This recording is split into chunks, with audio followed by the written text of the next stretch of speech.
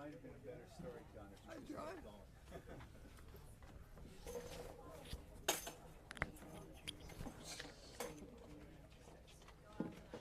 Get the paper at 4 o'clock every morning down here. It comes at 4? Yeah, 4:15. Holy mackerel. By 4:15. What are you doing up at 4 I'm up on my computer working at 3 o'clock. during the off season? Most of the season. Most of the season. I get up at early 4 o'clock. Wow. It's about the time we go to bed. So, John, why are you optimistic about this year's Red Sox team? I think there are a lot of reasons to be optimistic. I feel good about our pitching. I feel great about the hitting. I feel good about the organization, about the fact that so many players came early this year, and there seems to be a focus that has to make you feel good at this point. John, in light of the amount of money being spent on international players and what the Red Sox have just done, would you be comfortable with some sort of international draft down the road? It's really not for me to comment on that. That's something that baseball has, I think, wanted for a long time. It hasn't happened for various reasons. We'll see what happens in the future. But I don't have a problem with the current with it currently. But you know, if a draft comes about, I think there are a lot of people in baseball who would really like a draft, and I don't think we would necessarily oppose it. So. The Wall Street Journal today had a story like saying baseball may go back to 154 game schedule. Your thoughts on that? And is that a reality? Could it be? I haven't seen that. It's been discussed over the last 5 or 6 years. You know, I can't really comment. John, how do you assess the level of talent in the organization, up and down the organization, relative to the year 6 you've been here? I think we're as strong throughout the organization as we've ever been. At certain times, you might say we had more. We might have had greater depth, but depth in the minor leagues sometimes doesn't translate that well into the major leagues. What you need are real, what you would call A and B type players, and we have a lot of A players in the minor leagues these days, people that should make it to the majors. So I think we're in as good a shape as we've ever been in that regard. And if anything, we've probably rushed some of our players a little bit, because the difference between AA and AAA baseball and major leagues has never been greater. So you have to feel good about not only the major league camp, but the minor league camp. John, how good do you feel about the way you guys spend money now? Not just how much, but the way you do, and the way Ben is operating under his budget? I think we're more discerning than ever, despite what people might write this week. High ceiling players, you have to take risks on, but especially young players. But I think we're more discerning, especially with regard to free agents and 30-year-old free agents and above. John, are there any tweaks in the ownership in terms of upper management this season?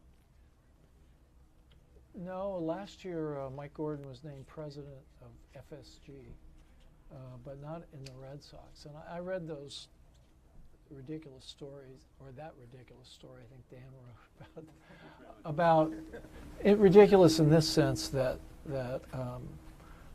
there's some sort of power struggle between Mike and Larry. Nothing could be further from the truth. There's never been, we're feeding back here. There's never been there's never been that I know of,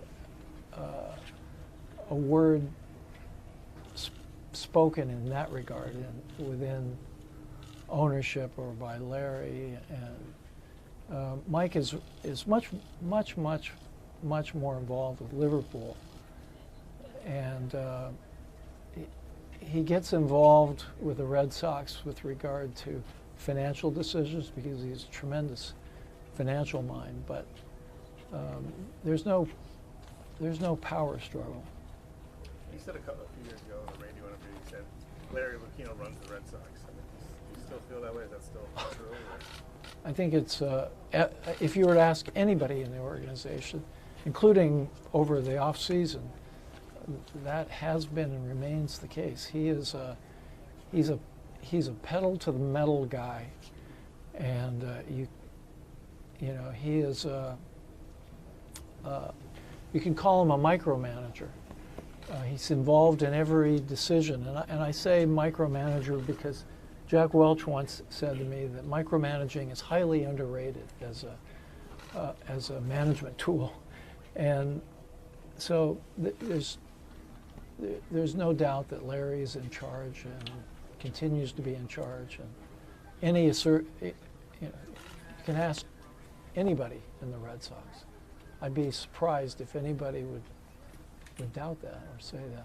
Steve wrote a story last week about maybe using the new Olympic Stadium as a new home for the Red Sox. Any thoughts on that possibility down the road?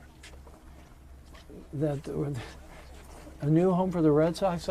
You know, we invested, Johnny. We invested $250 million in Fenway Park for a good reason. That's irreplaceable as far as we're concerned. So, I've read a lot of things about the Olympics. Some have been surprising. That would be really surprising. But you did say last year during this very session that Fenway's an expiration date, and I think you used the term 30 years. At least 30 years, hopefully 50 years. But I've seen a lot of Olympic stadiums that have been transformed into soccer stadiums and baseball fields, and it worked fairly well in Atlanta. But I just don't. There's no appetite for us to move. John, when you talk about being more discerning, particularly in regard to signing free agents, does Lester fall into that category? I don't think so. I mean, because there was a limit with Lester that you guys were. I'm being a little facetious, but yeah, of course, you know, at some point, we went as far as we thought we should go, and we've discussed it though. So, but I don't have anything more to say on that. When you talk about being discerning about the money and by getting ahead of the prime talent with the Cuban players, does it make you uneasy at all though? Because potentially it's over $130 million invested in two guys who have played less than a month in the majors. Does that make you uneasy about it at all? Well, we haven't done this last deal. Well, hypothetically. If there's one thing I know, it's until a deal is done, it's not done. So there's no deal there. So if it were to happen, would I be uncomfortable? No. We did an analysis, and you take risks with every player. More and more we prefer to take risks with younger players than with older players. You take risks, but there's also knowns and unknowns. And when you're talking about a 19-year-old potentially, hypothetically, committing that much more money, does that give you pause for concern, the fact of the unknown? If you look at who were the stars, let's say 3 years ago, they're not necessarily the stars of today. So you're taking a risk with every major league. It's very hard to predict anyone's performance. So is there greater risk with a player that hasn't played in the major leagues? I mean, we take that risk with amateurs, and we don't pay that kind of money. But there have been a number of Cuban players who come into the game that have really produced, And there have been some that haven't over the years, but I think we've done our homework, and we expect a lot.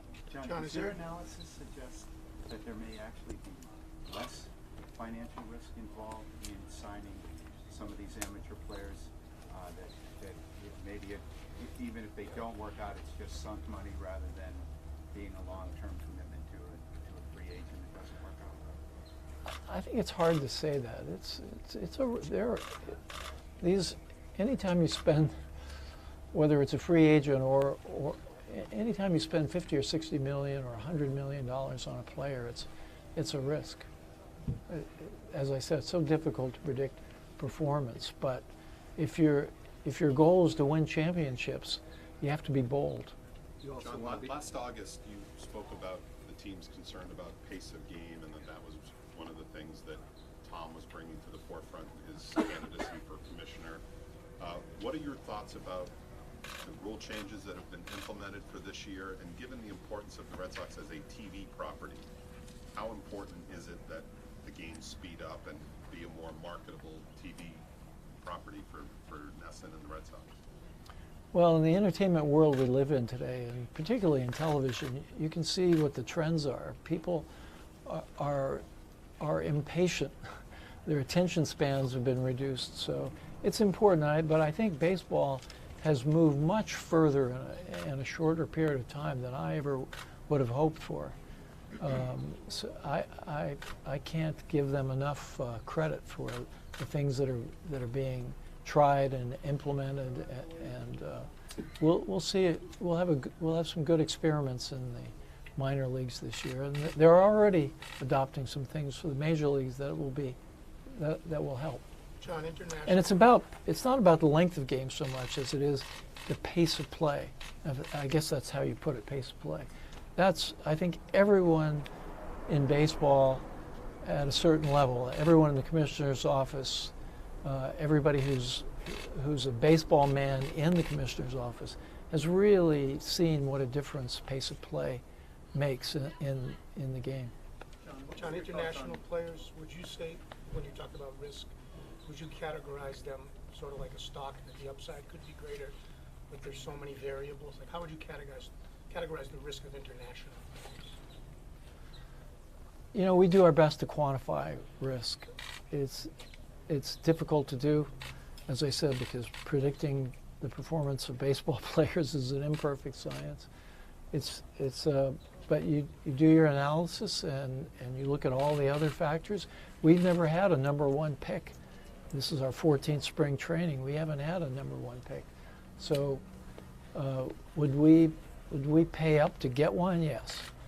do you anticipate a draft eventually, and maybe in signing players now, you're staying ahead of that curve and getting them before they go into a pool in a couple of years? No, I think we've got at least a couple more years before the CBA expires, but there's no sense that we needed to do this now. It's really an exercise of trying to determine, you know, the skills of a player and what those skills, what the value is and is going to be.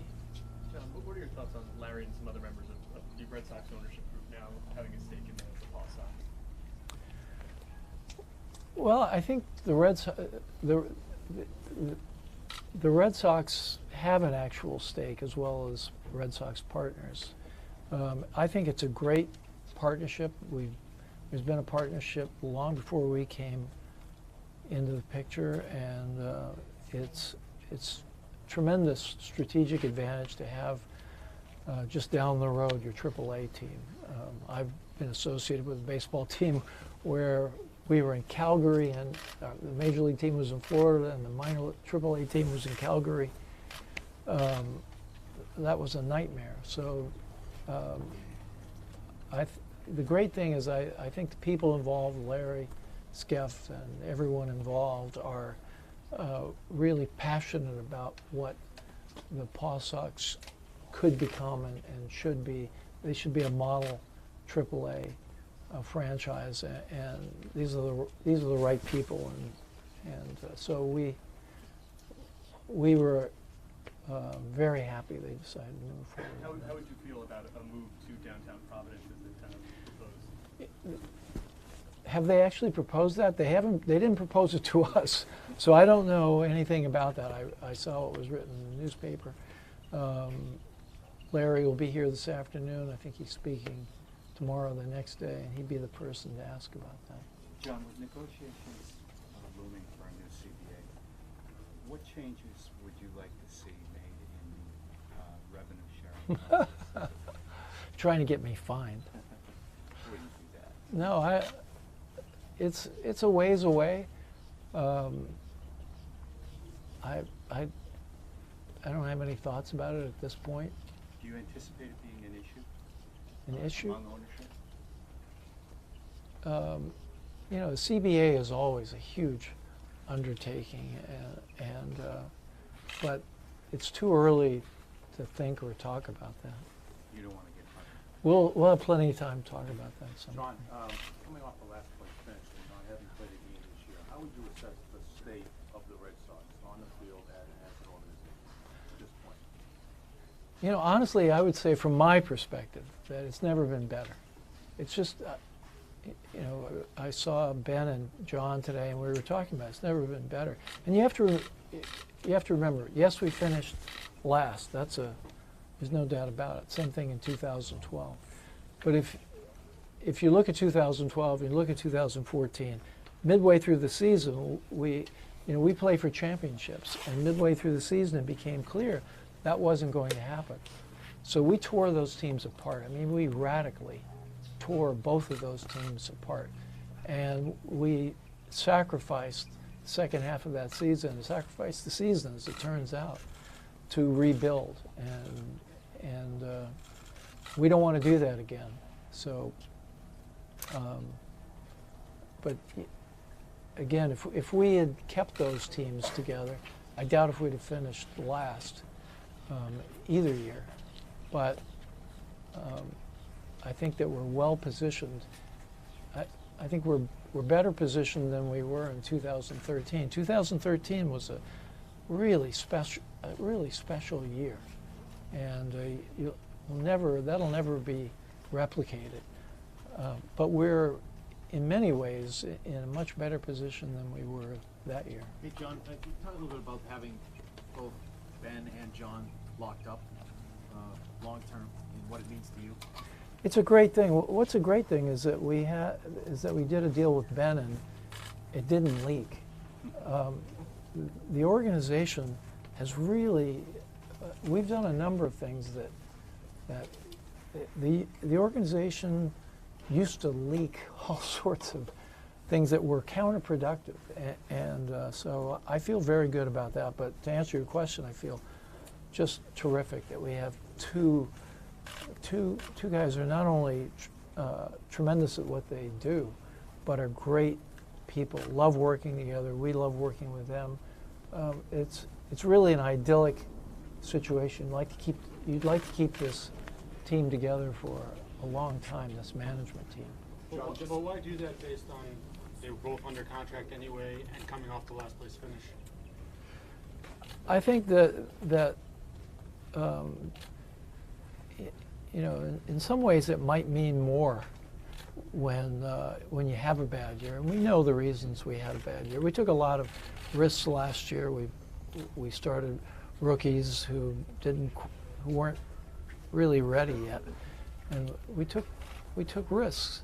And but I have tremendous confidence in both those. And when I say I'm speaking on behalf of Tom and Larry and everybody at FSG, and I would say their staff.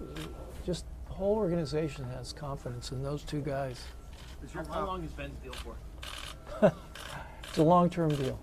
John, why would you term it counterproductive to not announce an extension with an executive with whom you're pleased? Why does No, that I said it matter? was counterproductive that it didn't leak out. After it was done, I think we all just sort of, at least I forgot about it after we did the deal, and it was surprising to me that when John's deal was ready to be announced that it hadn't come out. And